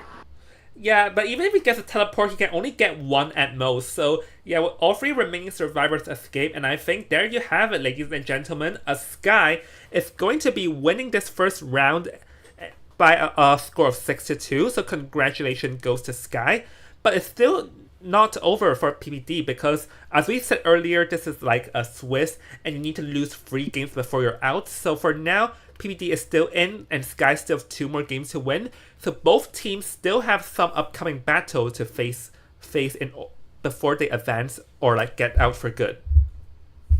Yeah, I mean, Domus was actually on pace to at least get a tie, hell, even a tree cape, but the series of events after the first rescue kind of just culminated into Domus kind of panicking, Domus kind of just being in a situation where he's kind of forced to make a decision whether he wants to commit or not, and eventually that just kind of culminated into him getting tree escape. But regardless, good job to both teams. Unfortunately, it is going to be Guy that takes the win here. Yep. Yeah, I can tell that the Aeroplanus lasting that one out really I think sort of made Domus panic a little because his cages afterwards were a little bit inaccurate and not placed, not well placed. But no worries because they're still not out for now because there's still 4 more games for them to fight their way through. As we are going to be moving on to the next game, let's speed up over here. So alright, here we're going to be having Boy Bao Tin, Kang, Tank, Fan Yuan, EW Naibu, Changyu, and look who is this Nyashi. Oh, no way, it's Corona! Sorry, I'm sorry if I sound very biased, it's just that Corona has showed up so many times on this channel at this point. So, I mean, seeing his name will always be a delight, but no accent. I mean, again, as you mentioned, does seem as if this is definitely a very interesting team. I mean, if Corona is there, it's always going to be an interesting team, isn't it? Oh yeah, Corona has been played a lot in my tournament. Seeing him here is also very exciting. So moving on, we have WY as Write Your Story, we have GNAF, Izuna Hana, FS Happy, A Hangon Guyet, Moru, which is a pretty familiar name, Zaho Shangjueho, which is basically like Pro Peddler. Yes, the Chinese name pronunciation is Pro Peddler, and A Shenfu from Write Your Story, which, if I'm not mistaken, has participated in IVA. Yeah, I'm not sure if Peddler is allowed in this tournament. I don't think I'm so. pretty sure. I don't think so. I don't think it is. So unfortunately, we won't be seeing a Pro Peddler, but also Moru on this team. I mean, Moru, we've seen him so many times before. Definitely one of the hunters that we've seen. I believe they were also in. I think they were in the COA qualifiers, right? Correct me if I'm wrong. But we are going to be seeing here, and he will be hunting first, and it's not Corona, it is going to be Kang on their side, and Write Your Story Shuang 2, Happy, Hao Nyet, I'm sorry if I'm pronouncing this wrong, and Izu, haha. Haha. Haha. No, honestly, this tournament is really trying, having a good test of our language skills here, honestly. Yeah, but one thing that's also testing is apparently no survivor ban from the side of Kang. It does seem as if there's going to be a bit of pause here, so right away. So there might have been an internal issue. Maybe skip a bit here, see what happened because he didn't ban a survivor. Well, we have the power of technology here. Yeah, guys, we can go into the future. Okay, pause. Okay, totally didn't see that one, but we are going to see a mechanic ban on the side of Kang. As I wonder what they're gonna pick. I think they're gonna pick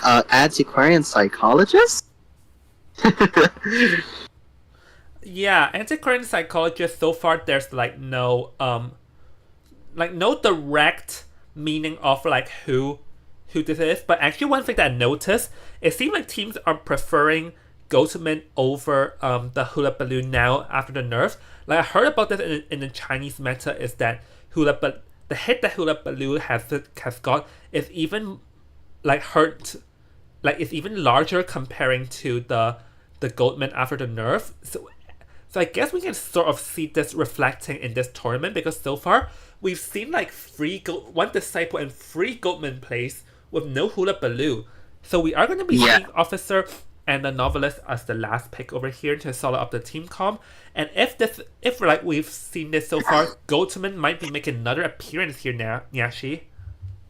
Yeah, and as you were mentioning, it does seem as if after the Hullabaloo nerfs, even with the Goatman nerfs still at play, seems as if Goatman is now the preferred hunter for many of the top teams here. You are going to see, as previously mentioned, Antiquarian just saying build is called 612. Now, I'm going to be very surprised if we have another psychologist situation where the build said tree 6 and then they brought 6-9, but very interesting if 12-6 is the build here for the side of Antiquarian. You'd expect it to be on the psychologist because he can get there.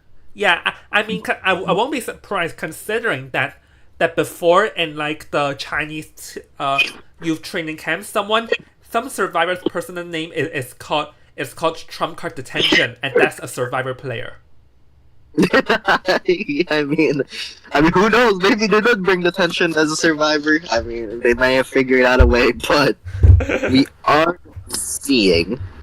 I wonder what hunter this could be. I mean, Goatman seems to be the most obvious play, but you never know in these tournaments. I mean, we did just see an An 4K with excitement, and we are gonna see the Ivy. This is giving a lot of Shaocheng vibes, honestly. Ivy round 1. Yeah, I mean the thing is that we've actually seen in the late Koa is that we can see that teams are starting to not being afraid of the shadow, and the shadow, like even if pulled in later rounds, doesn't have that much of like pressure given. And considering the fact that the shadow has gotten another nerf, is that now after a survivor has been eliminated or at end game, you can destroy the Ostracons much faster, and also the amount of time you need to wait is also much shorter, meaning that the Shadow's gotten other deadly hit. But him being or her being played in the first round definitely means that Kang here might be confident. So let's see how does the other team, Write Your Story, plan to play against it. I'm just saying, one team that got a 4K against Zeta is MRC, and it was an Ivy from Shaocheng in round 1. So let's see if Kang can replicate a similar result here. We are going to be seeing tree 6 on the first officer, 12 tree on novelist, tree 9 on psychologist, and thank God 12 signal antiquarian. I would have flashed out if it was any other build, as his build did say 12-6. We are going to see Kang spawning right below novelist here. Yep. So yeah, I think the novelist was probably in danger because novelist is actually not good against the shadow, because literally the shadow will be sitting here like, oh, hello novelist, I heard that you need to look at the hunter in order to gain your pages, but guess what? I love people looking at me. Please look at me more. Please look at me more. Give that suspicion. But then again, this novelist does have flywheel, so if he ever gets dangerously close to that high suspicion, he could consider looking back, try to flywheel it, but again, that is pretty tough to pull off every now and then. So, Write Your Story here on the side of survivors, no exit. I thought it was actually NetEase when I saw NE on the side of the hunter, as now Kang will be making his way towards the novelist. A bit of a pause once again. Power of technology. Let's just let's control the time. Yes, guys, we have invented time travel on this stream here.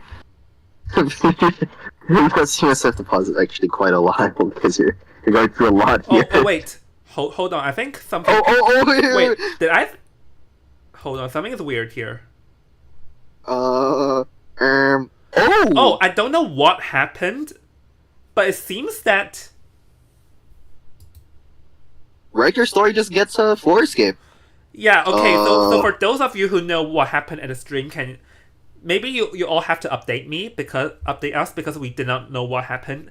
Like I came here in this stream completely blind. So let me ask NTT. So yeah, I guess let's move on to the next game, and I'm going to try and ask NTT what happened. Oh, okay, so we got a comment here. So apparently, in the match, Hunter had a device malfunction, so the match will not be remade as it was a personal error. It was stated in the rules, I believe. So yeah, unfortunate that there was a malfunction on the side of NE. But considering that if it was mentioned in the rules, yeah, you can't really do much about it. But now, like heading into this match, Write Your Story, they have a bit of a they have a bit of a tough task ahead of them. They need get the floor escape if they still want to get this round win and at least force overtime now. And on the side of NE, all they need is a single escape. Mechanic Band does come out from the side of WYS, and they immediately pick up the forward and the acrobat. Yeah.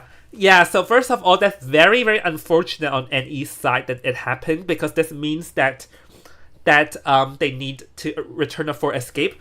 So yeah, Alvin. Yeah, I'm gonna basically what happened. The hunter's phone like malfunction or something, but because it's their own error and not the internet error, so basically they just counted it as the hunter instantly losing because the hunter could not reconnect back in due to their own error.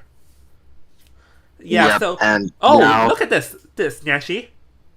No, it's a meteorologist. I mean, for the last time I saw a meteorologist in a tournament, because I have, which it was the IVL training camp, was it? I believe this was ITZY, and it was Opera against Dongsha, where they basically cooked with the meteorologist at late game. But yeah, meteorologist is available. Now I pray to God Peddler is too.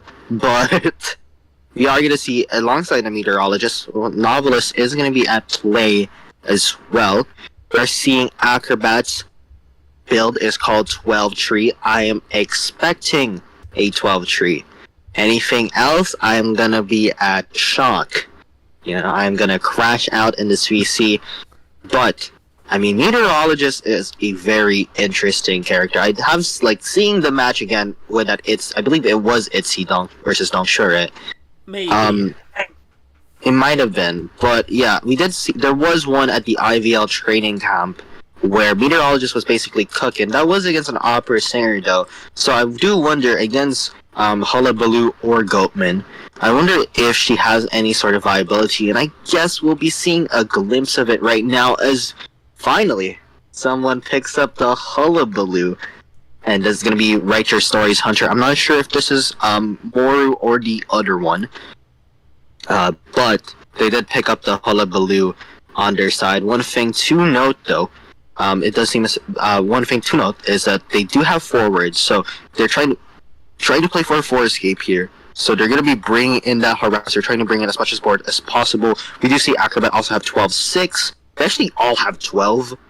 So it does seem as if their best bet is to maybe fly wheel those tree balls, but of course that's going to be slightly difficult. This is Hullabaloo we're talking about, as he is going to be spawning right in the corner.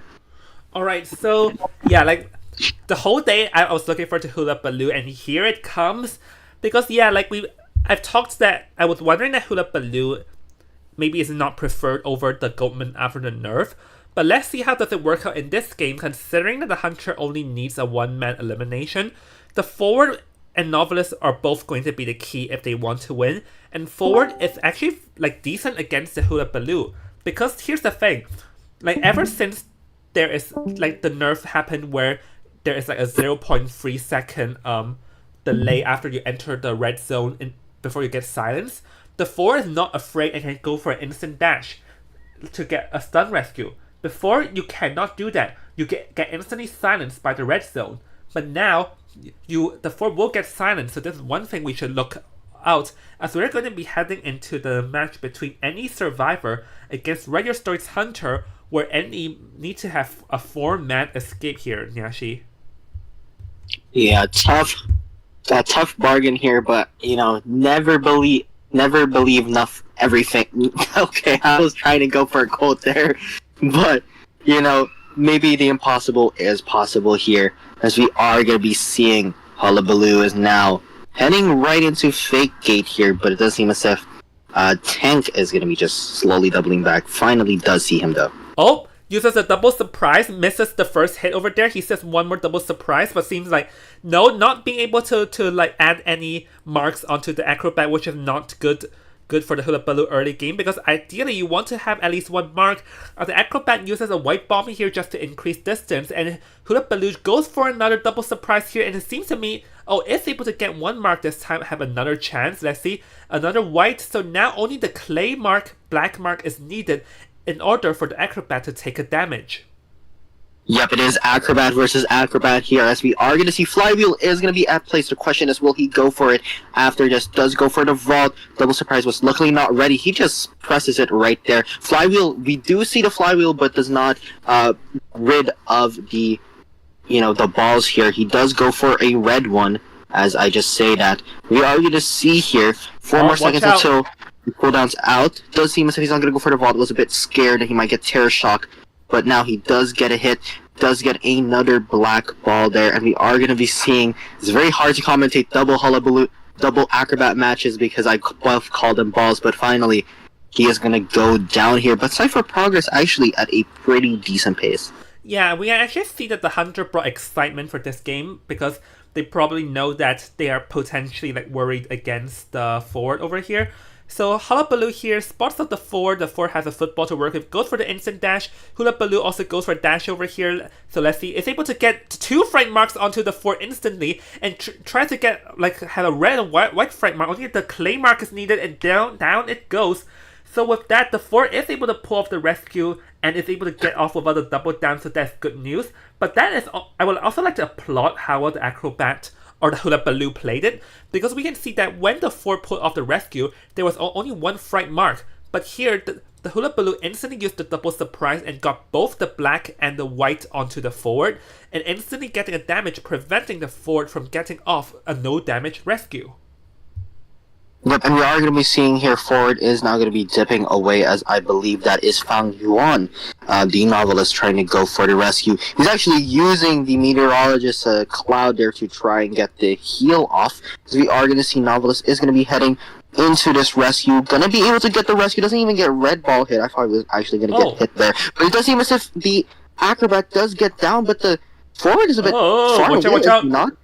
Oh, a very sneaky position here. Right now, like the Hullabaloo struggle to have the pyrotechnist onto the Acrobat here. Oh, go for excitement down over here. A very smart move of excitement coming in play, but the forward is going to be here. The forward misses the dash and slams into the wall over there.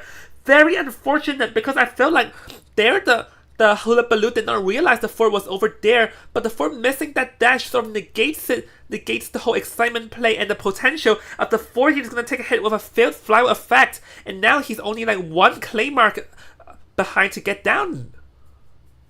Yeah, I mean, no, the excitement was still like 1 second on when he actually tried to go for the stun, I believe. Oh. That's why Hullabaloo didn't get stunned, but now he's just going to leave the forward, at least he tried to with that dash, but unfortunately, he did not get it like he did the first time. It does seem as if he's now going to be carrying this forward here, but fortunately for NE, they needed a 4 escape, and with 1 survivor down, that is just not going to be possible.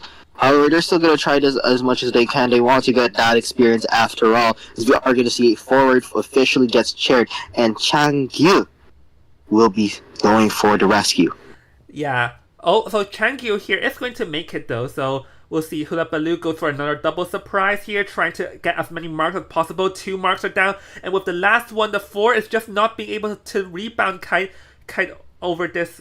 Like, this Acrobat is just placing a lot of pressure, or this Hullabaloo is placing a lot of pressure, as Hullabaloo, the Hunter, will be dropping the forward right next to where the decoding cipher is. So this means that the novelist also cannot decode. So this is not looking good for the survivors at all. Like, I know they already lost. They may ideally want to play for as many men as possible, but at this point, it's a question if they can even get 1 man, because 1 red bomb away from the damage here, and is able to take it. So let's see, is he able to get a double down? Nope.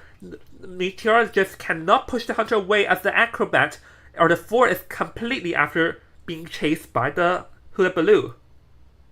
Yep, and one more ball before he finally goes down, I believe. As we are going to see red ball is to play there. Oh my god, first to go for another stun. And keep in mind, look at the Cypher actually. We are going to see the Cypher is at 90%, but I mean, Boy Bao, I cannot pronounce that, but forward is going to get picked up here. Does seem as if they're going to be able to pop the Cypher, and now that is going to be another survivor off the manor here. Fang Yuan going to the gate, but deciding to immediately just back away, going now to corner house. No more book to work with, but he can consider farming one as Chang Kyu is going to be going for the gate, but gets teleported right on the head here, as we are going to see white ball and black ball actually gets there. Yeah, only Pyrotechnist remains, and there it goes. Down goes the Meteorologist because she had no items, and Fang Yuan just reaching the gate, and Hula Baloo going to go after it, but is he able to make it though? He still has 2 dashes or trapeze to work with or 1 trapeze to work with over here. Let's see, 68%. I think he's able to get out as long as he does not get terror shocked. But here, the novice is playing it safe and retreating out, just trying to drag as much time as possible for the Meteorologist here. Try to go for a fly with a fang, not being able to evade the damage. As now we can see that he has 1 black mark remain, and down he goes. And Hula Baloo wants to get the Meteorologist, but I don't think he's able to because the Meteorologist popped the gate. So with that, I think this will be a free-man escape for this round here, Nyashi. Yeah, very unfortunate from the side of Team No Exit, but does manage to get the 1 escape zone, not at least not a 10-0, but Your Story does manage to move, or at least get another win, and for NE now, unfortunately a loss, but still, they still can make that comeback. Yeah, because as we mentioned a lot, this is a Swiss stage, meaning that every team in play, I think it was 16 teams, every 16 teams in play over here needs to win either 3 matches or lose 3 matches to either advance or be eliminated, and seeing that this is just the first match, so anything can still happen at this point of time. So, ladies and gentlemen, like, it's unfortunate for Team No Exit, but they still have a chance. And for Your Story, they just managed to get to have their first step ahead in order to try and get their way and advance to the top 8. Yeah, and I mean, that first one is going to be pretty huge, but I mean, again, for No Exit here, not all hope is lost, as I believe we're going to head into this next and final match. So, John, finally you're gonna get to go to sleep. Maybe let's try to hopefully get this before midnight. I still have stuff to do. I'll tell you what I need to do. Oh, okay, never mind. It seems as if you're not gonna go to sleep, as we are gonna see FCMN on their side. Baby Top, that does sound like a familiar name. Mimi Mumu. Okay, Vivian. Would you like to pronounce that, or would you like to say that? Pang Xin Ran. Okay, thank you, John. And Fat Hat. I swear Baby Top is a familiar name. I believe Noir. He played in our tournaments before. He played in my tournament before. I'm pretty sure he uses X-Boy. Yeah, this is not in IMR. I think he played. I think he played in Rising Stars. Damn, that is old. That's old, John. Okay, how are we gonna pronounce this? Your turn. Fine, I'll try. So over for Bond side, we have Ji Voi Vang, Ji Kong Chua, Ji Trove, Ji Kian, Ji Giet Kam, Ji Norong, Ji Hak Mieu. I apologize if I pronounce it wrong, as I do not know Vietnamese. But yeah, I definitely tried my best here, and it's so obvious that BUN here is a Vietnam team, seeing their name. For all the Vietnamese players still watching, if you can rate Jong's pronunciation from 1 to 10, please do in the chat. But yeah, I mean, 2 very formidable teams. We have one that's full Viet, and FCM, I'm not sure if they're a Viet team, but they do have some pretty familiar names and some pretty funny ones too, no lie. But I mean, this is the last match for today, so I'm very excited. Let's end it off at a good note, you know. Yeah. Let's see how competitive this will get, and Let's just hop right into it here, Chog. Honestly, like just now, I'm just gonna say trying to commentate while remembering all the names at the same time is very hard for Hula Baloo. Like, especially if the names are something you can't pronounce. No, I can pronounce it. The clone is called Double Surprise. The rotating is called Encore. The dash is called Trapeze. And then those bombs, we call them Fright Marks. And then the red is called Pyrotechnics. White is dry ice. And black is clay. Oh, wow. Good luck remembering all these. I still be a commentator memorizing all of that. It feels like memorizing for a quiz. Yeah. You know? But you know, like the Chinese cancers are memorizing these because for the day IDV goes to Asia Games. Oh my god, yeah, no. Because when IDV goes to Asian Games, it's not just IDV players watching. It's gonna be people from around the world, right? Yeah. And so we need to be as accurate with our linguistic terms as possible. We are gonna see Painter and Prisoner on the side of Bun or Bun, I believe, because there is like that intonation, I believe. Oh my. From the logo. And oh my goodness, we are gonna be seeing the Doctor on the side of Bun. I'm just gonna call it Bun. I'll just call them Bun because I don't know how to pronounce it. Anyways, Doctor. Well, if there's one thing I know is that Doctor most of the time is not good against most of the Meta Hunters, but there's one Meta Hunter that hates Doctor in the deep of their bone, and his name is called Jeffery, or as we know it, Goatman. Goatman. I mean, maybe it's just because you saw your favorite hunter got cooked by a doctor, John. No, like Goatman does not, because the thing with Goatman against Doctor is that you hit her once, she instant heals, while she just heals back up while your attack recovering all the time. And yes, I know there are cages to work with, but the thing is that your resentment level is limited, but Doctor's self-heal has no limitation. We actually saw the Doctor being played against Dongxuan's Goatman in the qualifiers, and the Doctor dragged a lot of time, even if they got 4-man in the end. Yeah, as you can see, he will remember that because that was the day that Dongxuan was getting cooked by a Doctor. His favorite hunter, by the way. And we are gonna see. Oh my god! It is Sculptor on the side of FCMN. Oh, I'm excited. This is great. This is amazing. And what on earth? Sculptor is a very interesting pick. First off, this team composition isn't even that, like, it's okay against Sculptor, but then you have to deal with Painter and Forward just having a lot of stuns to work with. Prisoner can just like Cypher rush you. And I mean, Doctor is a bit of a liability against Sculptor, but with her buff, you can just get a speed boost after getting chipped down. Because we are going to see, these spawns are even, whoa, hold on, these spawns are also very interesting on the side of Team. Well, normally we see someone on the bridge, but I guess they're afraid of putting someone at the bridge because that's a dead zone there. And considering that this team doesn't have like a conventional rescuer, like I know the Ford can stun, but yeah.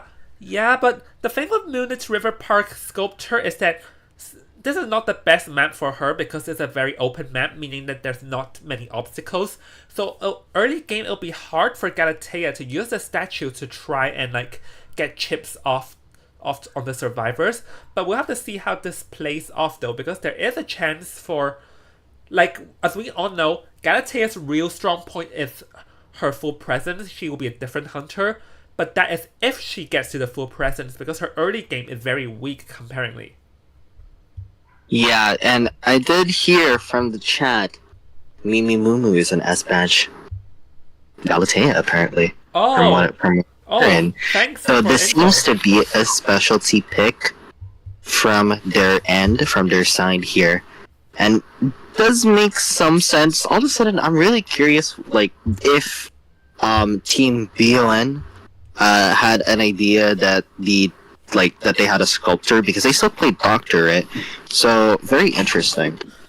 But I think Doctor does have some issues against chip hunters. I know the Doctor has a speed boost after she got chipped, but I don't think it will help her that much.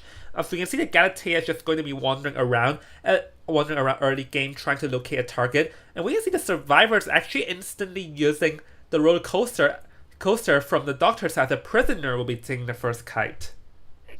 Yep, and we are going to be seeing prisoners going to be actually just using the OP kiting area. Doesn't seem to be going immediately for the roller coaster. As we are going to see the first set of statues from the side of Mimi Mumu will not take a hit. Oh my god, I'm surprised it didn't actually chip. Does go for the stun and gets the pallet drop. Doesn't seem as if it's going to be 12-9 from the side of Mimi Mumu as well. But he does get the hit right there. Well, first of all, I just realized that this Galatea has no detention, and he actually brought confined space for this man. Interesting. Warp is actually going to be in play here, which is another interesting tactic, but it actually worked out for him because the prisoner's plan got completely disrupted with that warp, as he's not able to like, accurately position himself in the next kiting area and end up got cut off midway, which is very bad for the survivors considering this very fast down. So honestly, right now, the survivors' best option is to instant sell, because you do not want to give the Galatea full presence. Once the Galatea gets full presence, she'll gain the sculpture of nobility, and that is where the Galatea is terrifying with her statues. And oh my god, look at how aggressive the sculptor is playing. He's realizing that Trove is not going for the rescue here, so he's just forcing this Doctor as far away as possible. And now that he finally sees he's going to be going for it, he is now going to be trying to intercept him. As we are going to see, Doctor's also making his way back. It does seem as if Painter is going to be at the 2-story, and they are going to be able to, I believe, pop a cipher from the side forward. But now Painter gotta be very careful. Oh my god, he already got chipped once, and he still has two sets of statues to work with here. Yeah, he still has quite some sculpture to work with. Misses it. Let's see if able to get chipped. Not being able to. A very good dodge over there from the Painter. Able to pull off the rescue. But we can realize there's a full presence Galatea, so with that, the Sculptor of Nobility, down goes the Painter, the prisoner, using his Electro Stun, and down he goes as well. So yes, they pulled off the rescue, but this is a double down. I don't think their plan to come to rescue is the best choice here, because you do not want to give the Galatea full presence. Now the question is, will they get the heal? Does get the heal in time, but they put the painting a bit too early. Now all of a sudden Galatea can just dodge. Decides not to go for the Painter, but keep in mind the roller coaster is still here. Decides not to go for it. He might get terror shock. But now, oh my god, Doctor does take a chip and a hit right immediately. One chip away, and this is again max presence Galatea we're talking about. Will he get down here? And oh my goodness, he is gonna get down right there. And I mean, they get the heal off Painter, but Doctor just dies almost immediately as well. And they still have basically 2 ciphers to work with as well. Yeah, the Painter is decoding, but the 4 is forced to come, and the 4 does have tide. So if the 4 is able to pull off the rescue, he's able to drag for a bit of time. But the thing is that the Galatea already knows which direction you're coming for, and there's just quite some sculptures to work with. So forward, going to be using his entire football, trying to get close, but the Galatea has warp here to instantly cut off. This warp choice from the Galatea is working in their favor. Is able to get the hit, and there's still one group of statues here. So let's see, is he the 4 able to pull the rescue? No, not being able to pull off. Some very accurate statues from Mimi Mumu over here. Like someone in the comment mention of her being an S-bash Galatea, or him like. But anyways, and we're seeing why, because there's some very good plays from Mimi Mumu over here. With the sculptures, no one is able to pull off the rescue accurately, and the warp choice work in her favor, or their favor. Yes, exactly, and now he even knows where this Painter is, using that max presence sculptures to scope out this area, and now Painter is reaching danger here. He is gonna maybe go to this 2-story, which seems to be the case, but with 2 full ciphers to do, I mean, what can you do against the Sculptor? You do have a painting, and I mean, there's the other one right there. Does go for the flywheel there to dodge one of the sculptures. Now he can't even use that later down the road. Now Painter is staying within the vicinity of his initial painting a while ago, but it seems like he's already going to be going out and trying to go for the roller coaster. Yeah, he is able to get off the roller coaster, but the 4 is actually nearby. But let's see, does the Galatea realize it? It seems the Galatea did not realize the 4 was actually within the vicinity just a moment ago, so the 4 is able to get off scot-free. But Mimi Mumu is currently the one in the lead over here, so he's in they're in no hurry, as the painter is just one painting to work with, just wandering around. But just look at the ciphers over here, Nyashi. They're still like wouldn't have it. Oh my goodness! Literally, that just seems to be like some blind statue, and down goes the painter. Like we can see Mimimu's sculptures of nobility's usage is very good with those created statues that they're not able to do anything. Yep, and I believe with that play, he realizes that the forward may be a two-story because the sculptures didn't seem to have found a forward here. We are going to see now he's going to be dropping down, and he immediately sees it using I believe, the chisel here. And forward is going to take one ship away now from a down. And keep in mind, no more self-heal, and they still need to finish 2 ciphers. I mean, what can you do as a survivor? He's just going to go down there. And now Trove has to kite until basically forward fully bleeds out, and he is opening a chest, but he still has 1 painting to use, so he can't even take the item there unless he puts it out now. He placed it already. But we are. Oh, no, yeah, he needs to place it already. It does seem as if he does, but he got an elbow pad, and I mean, Max Present Sculptor. Honestly, not scared of elbow pads, not scared of items even because of the way that she can just force them out. And it does seem as if he already uses his elbow pad already. Yeah, and I feel like it's just a 4K. But just look at this. There are 2 groups of statue. With that gets the hit through the pallet, and down we go. And Mimi Mumu, a very risky personal choice over there, but it worked out in the favor completely, as getting a 4-man elimination with a surprise Galatea pick, or not surprise as it's their comfort pick over there, and it really worked out. Getting a Galatea in this, a Galatea 4-man in this meta is very good here, Nyashi. Yeah, and now forward trying to crawl to dungeon, but I mean, he is so far away. He's not even crawling to dungeon. He's just at first stop there, hiding. But it seems as if Mimi Mumu seems to basically know where the forward is with the way he is going towards first stop here, and sooner or later this forward is going to get caught, uses the chisel, sees him right immediately, even uses warp. He does not want to waste more time here to get this 4 kill that they basically deserve at this point with the way that this sculptor played, and that is a 4 escape. Honestly, I just realized that he got Wolf's champion skin. But anyways, back to that. I want to go back to that question. Is rescuing really the best play over there? Because you unlocked a full presence Galatea. The only saving grace on the survivors is that during the prisoner down, there's no full presence Galatea. Once it's full presence, it's pretty much game over, because Galatea is a completely different hunter with and without max presence. Yeah, I mean, they just failed. They were just sticking way too close for comfort there, because Painter wanted to go for another painting, but his painting was not ready at the time, and as soon as the max presence came out, he was just 1 ship away, and he went down immediately. Prisoner tries to go for the stun, but just can't stall enough time if you're at open space here. And I mean, the rescue could have worked if painting did come out. It could have worked if he used the earlier painting, didn't go for 100. It could have worked, but it was still a risky play regardless. And I mean, even if you get a rescue, even if you don't get a double down, which technically, I mean, Doctor still got the heal off in the end. This is max presence we are talking about, as previously mentioned. And, he's just going to be able... if this is an Advanced Sculptor we are talking about, he would probably gotten the down just as quick as if they didn't get double down in that scenario. Alright, so let's move on to potentially the last game, unless there's overtime, so we'll see. And here FC, or rather BUN's Hunter, is looking to return the 4-man. Otherwise, they're going to be losing this round, so this will be an all-or-nothing approach for Team BUN. Priestess will be getting rid of first, because Priestess, good against Goatman, and also Hula Baloo to an extent too. And just, Moonlit River Park Priestess is like Skullface to the Hunter. For those who play Hunter, you know what I mean. As Mechanic and Aeroplane has been selected first, so you have some pretty solid picks over here as a prevention for the meta hunters, which is Hula Baloo and Goatman.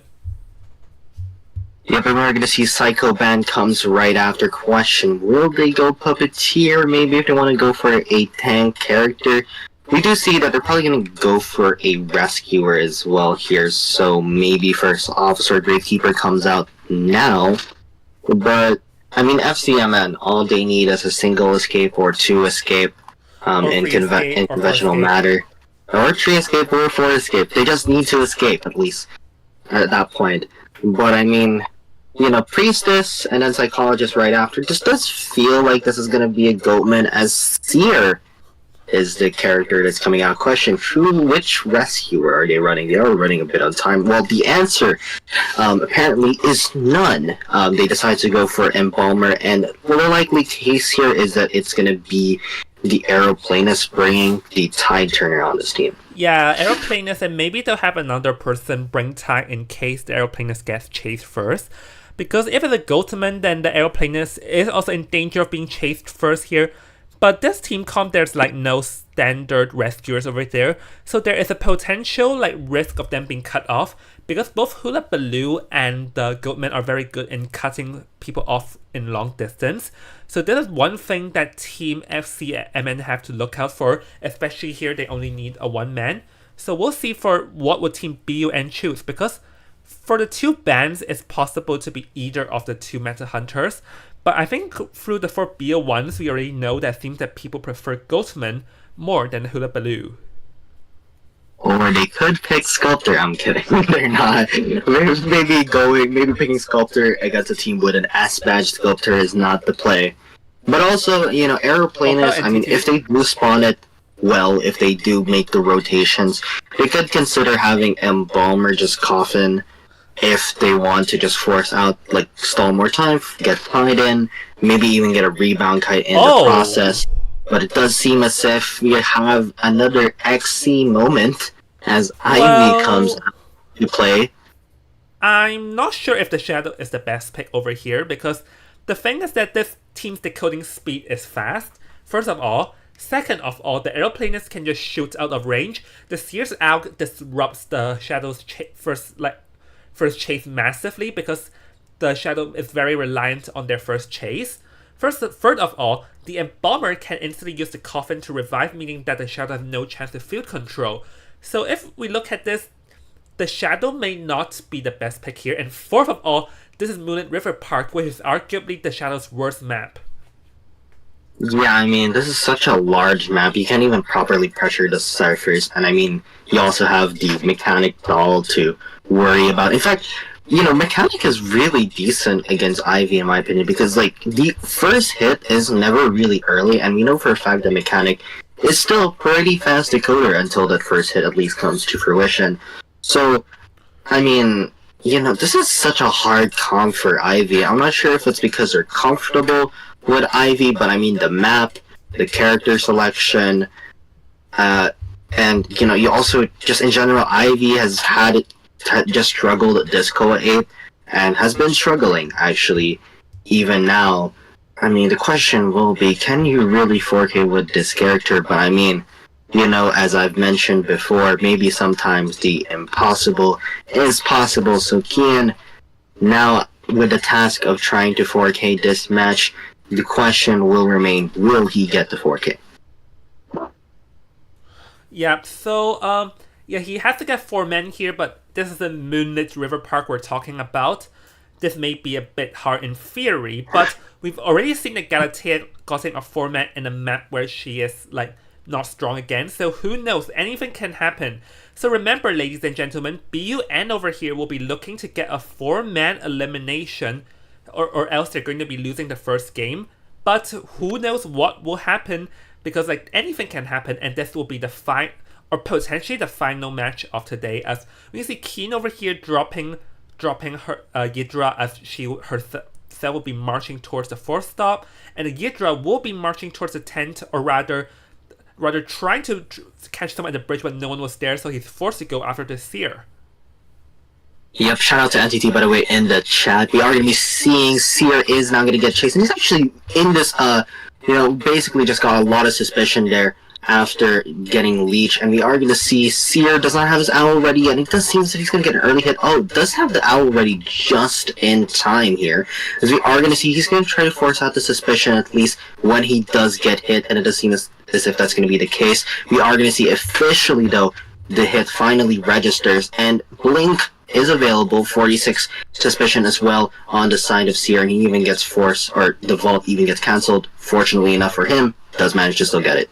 Yeah, I feel like the Seer did not position himself the best because like he ended up getting a lot of corruption level like we can see right now it's already 86 corruption level, so one more revelation scare and it'll be over. Keen here dropping Ghidra onto the ciphers, just to slow down the speed, but it's just like a couple seconds before the Seer can be leeched on and not gonna bother. He goes for the blink. It's able to get rid of all his corruption level, but unfortunately there's just no place for him to go there, so the flywheel effect plate only dragged for like a couple of seconds more, which isn't like a lot, as the Seer here is going to be dropped onto the first chair. But the good news on the Survivor is that because there's a mechanic bot, look at how much the cyber progress is. Yep, and we're gonna get a pause, so John, move the time! But yeah, I mean, the cipher progress is significantly fast. John, don't push it out. Okay, hold on, pause. Yeah, hold on, what did I just see? No, hold on, pause a second. I speed up too much. We got way into time. Okay, alright, okay, no, we are back back. in time. Alright, we are we are back. It does seem as if in the middle of all of this chaos, Seer just the Seer got away. I missed something. Yeah, I think I missed something. Yeah, you clearly missed something. Seer was not in the chair anymore. Alright, we are gonna be seeing here. There we go. Yeah, we are gonna be seeing here. Aeroplanus is the one going for the rescue, and we do have 4 ciphers remaining, but 3 of them at pretty decent progress already, and Bomber's also even starting on the 4th already. We're going to see this, I believe the scare did just come into play, and now Aeroplanus, he's going to try to go for this rescue. Oh, Revelation got the hit here. The airplane has to be careful to not get hit at 99, which did not happen. Able to pull off the rescue safely, and but is able to get the Revelation scare, but can he hit though, because he still has jetpack, so nope, not being able to, and Keen seems it's going to be like going hard after the Aeroplanus, but the downside of that is that he's going to be letting out the Seer, who has already been on chair scot-free, and he has to get the Aeroplanus down fast, otherwise this will be a bad situation for the Hunter, which fortunately for him, the Aeroplanus does go down, but this means that the Seer is out scot-free, and now the Seer can run to the ciphers to decode. Yeah, and he is going to go to the mechanic doll to get the heal on. I mean, look at all these ciphers. I mean, yeah, 4 ciphers remaining, but they're all at like 70 progress here. He does see where the mechanic is, but leeches early, so he doesn't leech neither on the chair nor the cipher here, as we are going to see heal does come up here for the Seer, so he is up and running again. Keep in mind, Aeroplanus also has 2 jetpacks to work with, as now 3 ciphers remain, and we are going to see the rescue. Yeah, so over here he's going to try and leech and do the scare 40 corruption level, but the Aeroplanus has jetpacks to work with, so this might not necessarily work. So let's see what will be Keen's play over here. Just going to use Barefoot to chase and forces out the hover over here, but this means that now he goes for teleport, and there we go, 100 corruption level. And the downside amongst all this is that the Aeroplanus brought the Hunter towards the bridge, which is what I believe one of their last cipher is, was it? Or doesn't seem like it though.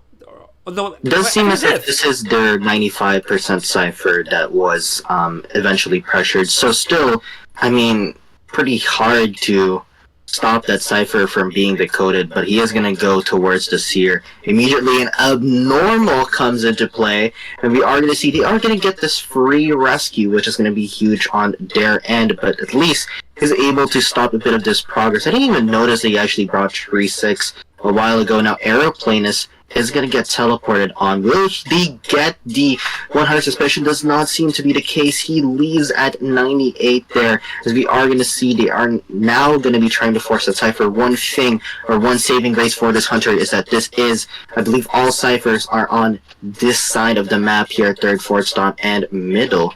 So we are going to see the ciphers already moving really quickly here. Yeah, and the other thing, though, is that this Aeroplanus does not have time or borrowed time, so that's why. So here's going to go after the mechanic, tries to get this mechanic down here, not being able to. So now, with 2 survivors pressuring here Ivy sort of cannot leave this area, or else the ciphers will be decoded. So to be fair, the the survivors are still in a good position, as we can see that the airplane is being healed. But I honestly feel like they would have not been in this position if the aeroplanists did not bring the hunter towards where the last cipher was. Yeah, and all of a sudden, I mean, Ivy's still in a very tough position here. Seer was just farming owls while this was all happening, and he does go for the flying wheel and successfully gets it. Now Aeroplanist is being forced out of this cipher. 5 more seconds until Abnormal comes into play once more to at least kick the cipher back to, I think, 60-ish% here. We are going to see Mechanic did just go for the... Okay, wait, Mechanic did get the perfume. As Seer gets a hit, does get another owl now, and now this is basically playing the long game here on their end. Yeah, they definitely have to play the long game, but I don't think the long game is necessary enough. So yep, the Mercenary is able to get the hit. Mercenary is not afraid though with the coffin, and now he's gonna go back to harass the ciphers. So this is definitely the long game here, but would it be enough? I think right now the survivors have to be careful where they position themselves, because you do not want to have someone on chair with that many people damaged at this point of time. So I think right now they need to have one person each on a cipher pressuring, and one person to be sort of like the assist in between to help whoever is in need. Yep, we are going to be seeing here Seer trying to get another owl and successfully manages to, and all these ciphers are being pressured. Does finally leech the Embalmer there, was waiting until he can actually leech it. Oh my god, wait, Fat Cat. Oh wait, he could have gone for a hit though, but goes for the teleport instead. And all of a sudden, I mean, you can't even leech Seer yet because he's not at leeching distance, but Mechanic was also decoding, so now he can just leech the Mechanic to stop that cipher progress. And oh my goodness, they are really playing the long game here on their end. I think the Mechanic now is being healed by the Seer, but now they're actually going to go for the cipher, but now gets teleported on once again. Mechanic and is we're down. going to say, I believe this is... Oh, the owl does come into play. Yeah, fails to use the flywheel effect to cancel the corruption level. So, but there is a magician want to work with a very good move of the Mechanic clutching to stay alive.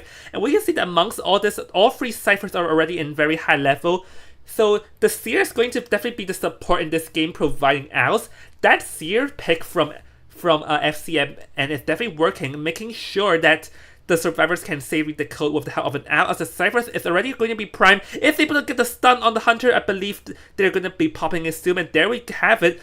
We're heading endgame with all 4 survivors remain in the game, where the Ivy must get a 4-man elimination.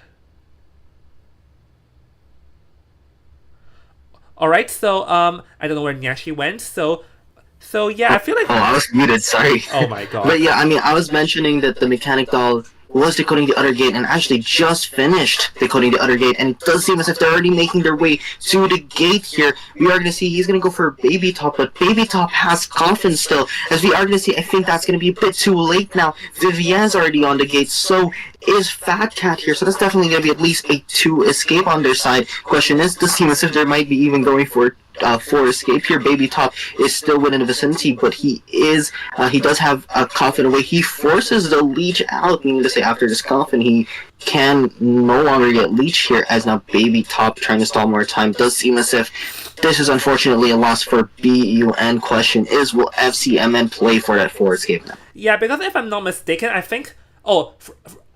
just now thought that they dropped the coffin at a dungeon, but it seems not the case, which I thought that they had time to draw the coffin, but it seems here they're going to be leaving instantly, having the Mercenary to respawn. But with the dungeon not being at that area, I don't think the Mercenary can possibly try to kite out for detention, which says 30 seconds. But then again, we see that they have the 40 corruption level TP in play here, so I feel like it'll be very hard. Yeah, we are going to see he is going to get a teleport, unfortunately. Not fast enough to get out of that 100 suspension because he did not bring borrowed time. That's going to be a tree escape from BUN. And I mean, that late game was insane on both ends. But it's FCMN taking the win here and getting 1 win in the Swiss rounds. Yeah, so congrats to FCMN, and for BUN, they'll be 0-1 for now, but they still have chance to fight. As you need 3 losses before you're out, so they're still in it for now. So definitely do not give up for them. And for FCMN, they still have more games up to come, so let's see how would they be doing. And So yeah, I think this would be the end of the game today. So NTT actually sent me some images. I'll see if I can try and show it on stream. Hold on, let me see if I can show them on the screen right I accidentally showed the DMs. I'm crying. No, he DM'd me, so that's why I have to. Okay. Oh, okay. Wait, let's see. Oh, is it showing it now? Let's see. Let me see. Yes, wait. I need to check the stream if it's properly showing it. And yes, it is. Okay, so what I'm showing on the screen right now is going to be the matchup for tomorrow. The other 8 teams will be making their appearance. Once again, as I reminded y'all before, this is going to be like this is going to be a Swiss bracket. So we have 16 teams in play. This one, it's just like a quick reminder of MT has won. Like the winning teams will be advancing to here, and the loser team will be descending to here. And as I said before, for a Swiss, so that means that all 8 teams that win will play against each other at the 1-0 bracket, and the losing teams will play against each other at the 0-1 bracket. And yep. So again, if you do look at the brackets, it's not immediately over when they get eliminated now, but they are 2 matches away from being eliminated. Going back to the match results today, it is MT, Sky, Write Your Story, and FCMN who are going to be taking the win for today and heading into the matches tomorrow. Let's move it. Yeah, let's. I'll show it again. We have Together versus LS, CC versus WB, HLT versus WG, and GAO versus TSF. I will admit the only team familiar to me is 2GT, Same. But I mean, these are all formidable teams, right? I mean, they made it to top 16 for a reason, and now they have a chance to prove themselves here on the streams tomorrow. Oh, by the way, someone in NTT said the HLT has got J. Oh, HLT has got... Okay, that makes sense. I mean, it did say Hunter in the name, so I was expecting it to be one of those, like, all Hunter teams that like, they usually have. Like, I think Godj is in, like, in them, like, every now and then, so this makes some sense. But, I mean, Godj too, so, I mean, be excited. I mean, tomorrow are some formidable matchups. Yeah. You know, so I'm very excited for tomorrow. I am too. So, I mean, I guess that's gonna be it though for today. Yep. I'm gonna hold. Can someone tell me if Peddler's not banned in this tournament, or like? I have please, a feeling. I'm I have a begging. feeling. I have a feeling if NTT is here. Someone please confirm. I have a feeling. You know, we did see someone with the name Peddler Pro, but we saw no Peddler. So. Haha. You know. Yeah, no, it's not available in my tournament. I don't think it'll be available tournament here. mode doesn't have Peddler yet. Really? Yeah, Damn. yeah. I don't think that the competition mode even has Archer Really? too. I think it was just like it showed up like last patch, like last patch that Peddler showed up. The competition mode does not even have Archer, from what I know. No. I think it's available now. Like last week, was it? Oh, I'm not sure, but I know for a fact that Archer. I swear I played Peddler in like tournament mode like last week. So. I know for a fact that Archer is not available in IVT or like this coming IVL. So yeah. All right, mods, do check it. Do confirm my suspicions. Yeah, but I'm really. Let's confirm that for tomorrow. Great. Let's confirm that for tomorrow. Yeah, confirm for tomorrow here. But yeah, guys, thank you so much for watching the stream. We'll see you guys tomorrow. Yep. Yes. See y'all. There's more matches tomorrow. And tomorrow it'll also be like a slightly later start restream. And for the weekends, I should be able to stream on time. So I'll see y'all then. Goodbye, everyone.